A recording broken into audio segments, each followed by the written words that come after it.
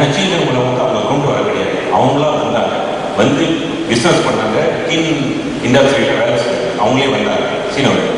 அதே காலகட்டத்தில் இதைத்தான் ரொம்ப விஷயம் மறைக்கிறாங்க இந்த நாட்டில். இன்னைக்கு நான் வந்து தைரியமாக சொல்லுவேன், நம்ம வந்த காலகட்டத்தில் தான் லட்சக்கணக்கான சுமாத்ராலையும் ஜாவாலையும் வந்த மலாய்க்காரங்க வந்திருக்காங்க.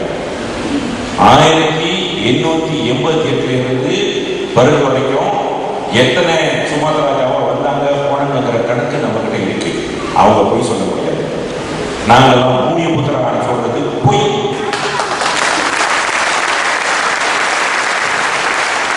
இன்னைக்கு ஸ்பெஷல் பிரான்ச் இருக்காங்க, போய் சொல்லுங்க அவங்க கிட்ட போய் சொல்லுங்க.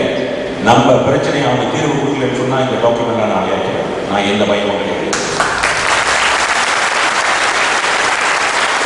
அதனாலதான் 46 வந்து மலையர் யூனியனை வந்து எதிர்த்துட்டு இருந்தாங்க. ஏன்னா நாடு சுதந்திரம் அடையும் போது அப்பதான் மலாய் தனி சலுகைன்னு கேட்டாங்க. ஏன்னு சொன்னா எல்லாத்துக்கும் சம உரிமை. நம்மளும் இந்தியர்களும் சீனும் நம்ம ஒண்ணு பார்க்க முடியாது. இவங்க என்ன செஞ்சாங்கன்னா வந்த பண்டாதான் சுமாத்ரா ஜாவலியன் வந்த பண்டாதான் எல்லாம் ஒரு பர்ஃபெக்ட் பண்ணி இங்க கொஞ்சம் ஏற்கனவே இங்க இருந்து நான் சொன்னேன் ஸ்ராம லேட்டா இருந்திருக்காங்க. ஏற்கனவே அவங்க வந்தவங்க ஆனா கொஞ்சம் வளர்ச்சி வந்திருக்காங்க.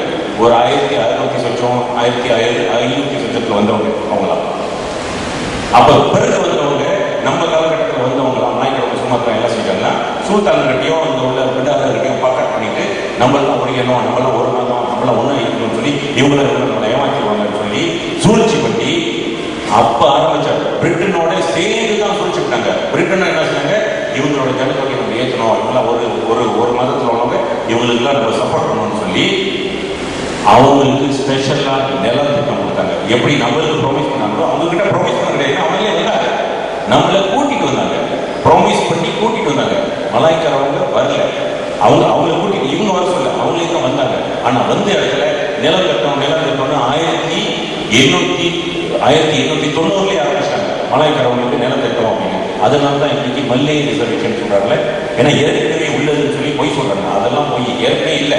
இவங்க இந்த மலாய் லேண்ட் ரிசர்வேஷன் வந்து வெள்ளாக்காரன் பண்ண சூழ்ச்சி. அவங்க வந்து நம்ம பெட்டா பண்ணணும். ஏன்னா சுல்தான்ல வந்து அந்த டைம் நீங்க பாத்தீங்கன்னா அந்த டைம்ல அரண்மனை கிடையாது. அப்ப இவங்களுக்கு வருமானத்தை வச்சு இவங்களுக்குலாம் வருமானத்தை கொடுத்து அவங்கள நல்லா பெருமையா நம்மளாம் நல்லா பெரிய இனம் அப்படின்னு சொல்லி அவங்க பூஸ்ட் பண்ணி விட்டாங்க. பூஸ்ட் பண்ணி விட்டுட்டு நம்மள வந்து அடிமையா வச்சு அன்னைக்கு எப்படி வெள்ளக்காரன் அடிமையை கொண்டு வந்தாங்களோ அதே வகையில் தான் நம்மளை அடிமையை நடத்தி 3 வருஷம் கொத்தடிமை பீரியட் முடிஞ்ச கையோட நிலம் சொல்லி கொடுக்கல ஏமாற்றி அது அப்படியே சம்பவம். அவங்களுக்கு பிறந்த பிள்ளைங்களும் சம்பவம் கொத்தடிமைகள் ஆகி அப்புறம் கொத்தடிமை சிஸ்டம் போட்டு ஒப்பந்த தொழிலாளி சொல்லி அதையும் மாற்றி அதே லெவலில் தான் பேர் தான் வேறு. ஆனால் அதே லெவலில் நம்ம அடிமையாக்கி எஸ்டேட் உள்ளுக்கே நம்மளை போட்டாங்க. இதுதான் உங்கள் நிலம், இது உள்ளுக்கே இருங்க. அந்த அந்த அந்த அந்த எஸ்டேட் உள்ளுக்கு தான் இருப்பாங்க. அது உள்ளுக்கே ஸ்கூலு, ஒரு மாட்டுக்கொட்டாய் மாதிரி ஒரு ஸ்கூலு, ஒரு ஆயா கொட்டாயை கட்டி ஒரு கடை, ஒரு கல் கடையை கட்டிடுவாங்க. கல் கடை வந்து ஏன்னா அப்பதான் இந்த இந்த மது பொருளுக்கு வந்து அடிமையாயிடுவாங்கன்னு சொல்லி கல் கடையில் துறையெல்லாம் என்ன சொல்லிடுவாங்கன்னா நீங்க கிரெடிட் அதுக்கெல்லாம் சம்பளத்தில் வெட்டிக்குவோம். ஏன்னா அப்பதான் இவங்களுக்கு அதுக்கு அடிமையாகி அந்த அந்த மதுக்கு அடிமையாகி இவங்க கூட இன்னும் தொடர்ந்து வேலை செய்வாங்க, முன்னேற்ற அடையணும் அப்படியே இருப்பாங்கன்னு சொல்லி அதுக்கு தான் வச்சாங்க. அதே வேளையில அவங்க ப்ராமிஸ் பண்ண சம்பளமும் குறைச்சிக்கிட்டு ஏமாற்றி சம்பளத்தை குறைச்சி கொடுத்தாங்க. அப்ப இவங்களுக்கு வந்து வளர்ச்சி அடைகிறதுக்கோ வெளி உலகத்தில் என்ன நடக்கிறதோ தெரியாம போயிடுச்சு. இந்த வஞ்சிக்கப்பட்ட இந்திய சமுதாயம் அதோடைய சரித்திரம் எங்கேருந்து வருதுன்னா அந்த டைம்லேயே வருது. அப்போ நான் சொன்ன முதல் லட்சக்கணக்கான பேர் செத்தாங்கன்னு சாபம் கொடுத்து நிறைய பேர் கோலம்பூர் ஹாஸ்பிட்டல் வந்தாங்க. ஏன்னா அங்கே தான் அவங்க வசதி இந்த டாக்டர்லாம் இருக்காங்க. அப்போதான் ஒரு ஹாஸ்பிட்டல் தான் இருக்காங்க, சிரமம் ஒரு ஹாஸ்பிட்டல் தான் இருக்கும். ஸோ எல்லாம் டவுனுக்கு வர நேரத்தில் நிறைய பேர் சாபம் வந்து அவங்க கணக்கில் வந்து நிறைய இந்தியர்கள் சாகுறாங்க. அப்போ பிரிட்டன் சொன்னாங்க இந்த மாதிரி சாபம் நிறைய பேர் ஹாஸ்பிட்டலில் சாகுறாங்க, கணக்கில் ரொம்ப பேர் வராங்க, இந்தியர்கள் சாகுறாங்கன்னு சொல்லி வெளி உலகத்தான் தெரிஞ்சால் நம்மளுக்கு நெருக்கடி கொடுப்பாங்கன்னு சொல்லி ஒரு சட்டம் பண்ணுவாங்க. எஸ்டேட் உள்ளுக்கு வந்து நீங்கள் ஹாஸ்பிட்டல் ஆரம்பிக்கணும். பல எஸ்டேட் ஹாஸ்பிட்டல் இருக்குல்ல, அது ஹாஸ்பிட்டல் மாதிரி உண்மையிலே சொல்லுது அது ஹாஸ்பிட்டல் அல்ல. இல்லை, அது உண்மையிலே ஹாஸ்பிட்டல் அல்ல. அது வந்து என்னன்னா ஹாஸ்பிட்டல் இங்கே டவுனில் இருக்கிற டாக்டர்னாலே குணப்படுத்த முடியாமல் சாகுறாங்க. அந்த எஸ்டேட் ஹாஸ்பிட்டல் வந்துட்டு உண்மையிலே அந்த காலத்தில் வந்துட்டு இந்தியர்கள் சாகுற இடம். நீங்கள் உள்ளுக்கே எஸ்டேட் உள்ளுக்கே செத்துங்க, அங்கேயே செத்து போங்க, அங்கேயே கொடுத்து தொழில் படிச்சுங்க, இல்லை அங்கேயே கொடுத்துருங்க, எங்களுக்கு அந்த கணக்குல வரக்கூடாது, ஸ்டேட்டிஸ்டிக் வரக்கூடாதுன்னு சொல்லி அந்த காலத்திலே நம்மளை ஓரம் கட்டி உள்ளிக்கே எஸ்டேட் உள்ளிக்கே வச்சுட்டாங்க. இன்னைக்கு இதுதான் நடக்குது. நம்ம கதை வெளியே வந்து அவங்க பேப்பர்ல வருதா, நம்ம கதை ஸ்ட்ரேட் டைம்ஸ்ல வருதா, புத்துசாலில வருதா, டிவிடிகளை வருதா, டிவி சக்தி கட்டுவா வராது. ஏன்னா நம்ம பிரச்சனை வந்து நம்ம உள்ளேயே தான் வச்சுக்கிறாங்க. அதனால தான் அவங்க சொல்லுவாங்க, உங்களுக்கு பிரச்சனையா பள்ளிகள் போய் பாருங்க, சாமிகள் போய் பாருங்கன்னு சொல்றாங்க. அதுதான் அந்த வெள்ளைக்காரங்க ஆரம்பிச்ச அந்த சிஸ்டமை இன்னமும் வந்து நம்ம மேல இம்போஸ் பண்றாங்க. இன்னமும் இந்த அரசாங்கம் வந்து நம்மளை வந்துட்டு அடிமைகளா பார்க்கறாங்க.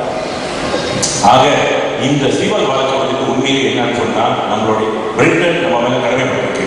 ஒண்ணு, அன்னைக்கு நம்மளுக்கு நிலம் வந்து நம்மள நல்ல முறையில நம்ம பார்த்துருக்கணும். இல்லை 57 நாடு சுதந்திரம் அடைஞ்சது. சுதந்திரம் அடைகிற முன் அந்த அந்த காலகட்டத்தில் நம்மளுக்கு ஒரு நல்ல ஒரு காம்பன்சேஷன் கொடுத்து நசீதை கொடுத்து இந்தியாவுக்கு திருப்பி அனுப்பி விட்டுருக்கணும். நல்லதுமா அதுவும் செய்யல. ஏன்னா நம்மளை அனுப்பி விட்டாங்க. இன்னும் ரப்பர் தோட்டத்தில் நம்ம தானே இருக்கிறோம்.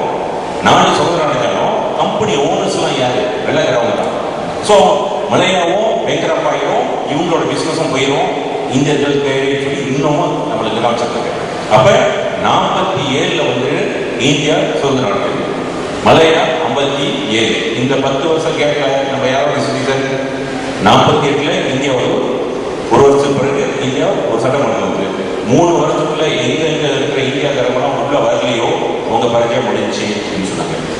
அப்ப 51ஓட நம்மளுக்கு பிரச்சனை இல்லை. அப்ப 51ல இருந்து 57 நம்ம யாரோட பிரச்சனை? பிரிட்டன் நாட்டோட பிரச்சனை. ஸோ நம்மளுக்கு உரிமை இருக்கு.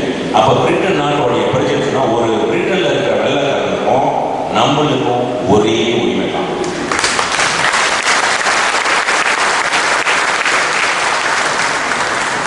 '45ல இரண்டாவது உலக போர் முடிஞ்ச பிறகு இனியும் உலகத்தில் இப்படிப்பட்ட ஒரு போர் வரக்கூடாதுன்னு சொல்லி தான் ஐநா சபை ஆரம்பிச்சாங்க. ஐநா சபை ஆரம்பிக்கும் பொழுது அதுல சில சட்டங்கள் கொண்டு வந்தாங்க. அதுல மிக பெரிய சட்டம் வந்துட்டு Universal Declaration of Human Rights சொல்லி ஒரு சட்டம் கொண்டு வந்தாங்க. அதுல பிரிட்டன் தான் வந்து மெயினா அது வந்துட்டு சைன் பண்ணி அதை டிராஃப்ட் பண்ணது பிரிட்டன் தான்.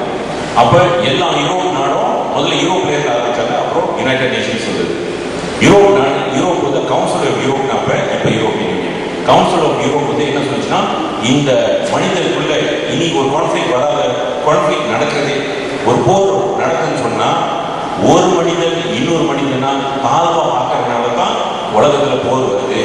இனியும் வரக்கூடாதுன்னு சொல்லி எல்லா மனிதனும் ஒரே லெவல்ல இருக்கணும்னு சொல்லி ஒரு சட்டத்தை கொண்டு வந்தாங்க கவுன்சில் ஆஃப் யூரோப். அதுக்கு பிரிட்டன் தான் மூல காரணமா இருந்து அந்த பிரிட்டன் சைன் பண்ணாங்க.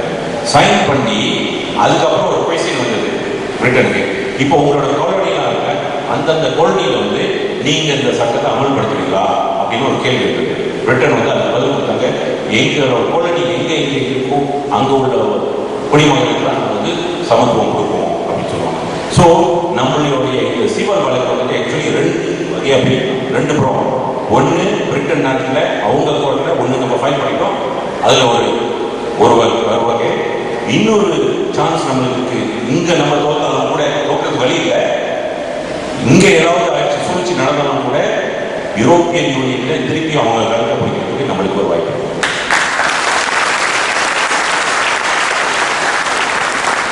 ஆக 2007 நான் சொன்னேன், இந்த சிவில் வழக்கில் வந்துட்டு நம்ம வந்து ஒரு பெரிய நஷ்டத்தை கேட்கிறோம். அதாவது ஒவ்வொரு மலேசியாவில் இருக்கிற ஒவ்வொரு இந்திய குடிமகனுக்கும் ஒவ்வொரு மில்லியன் பவுண்ட்ஸ் கேட்கிறோம்னு நான் சொல்லியிருந்தேன் 2007. உங்களுக்கு ஞாபகத்தில் வந்தவங்க ஞாபகம் இருக்கல.